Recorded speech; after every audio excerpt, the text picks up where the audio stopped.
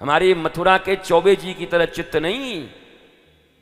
मथुरा में 4-5 चौबे जी लोग विश्राम घाट पे नाव पे रात में चढ़ गए, ऐसी कथा है महाराज।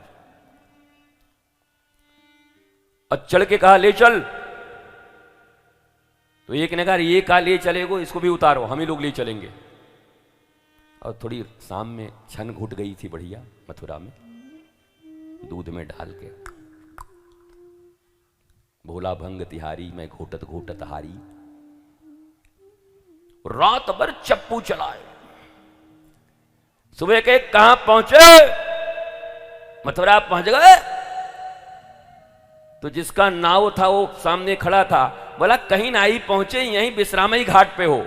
बोला भाई विश्राम घाट पे, अबे रात भर चप्पू चलाई हमने।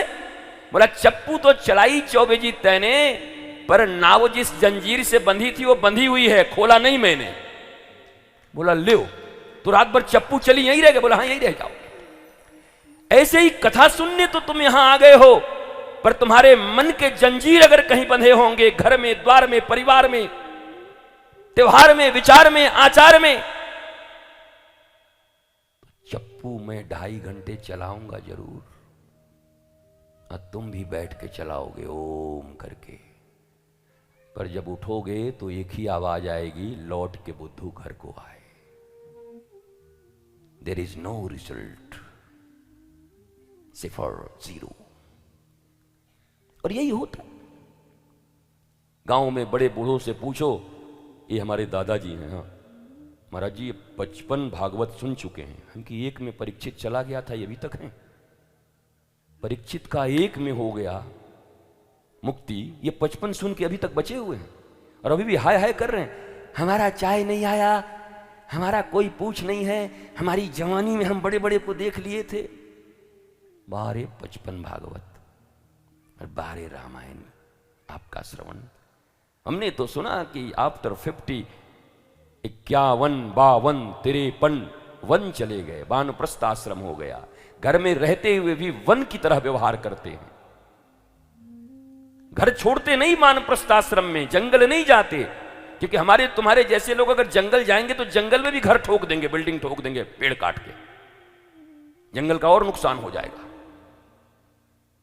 वन का अर्थ में घर में रहते हुए भी विरक्त की तरह रहना। हाँ भैया बहू तुम अपनी मौज में, हाँ बेटे तुम अपने मौज में, हाँ पोते तुम अपने मौज में, हाय हेलो कर दिए तो बड़ी अच्छी बात, नहीं किए तो और अच्छी बात। इस प्रकार से करें।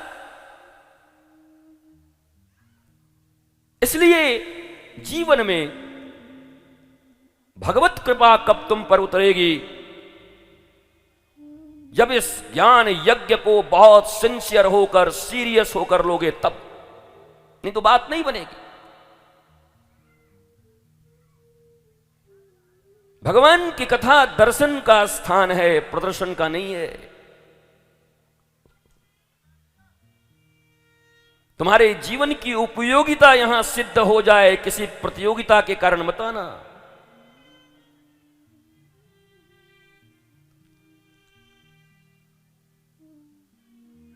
इसलिए निश्चित तौर पर यह समझो कि भगवान की कथा ज्ञान यज्ञ है, और हम सब सेमीफाइनल में पहुंचे हुए लोग हैं।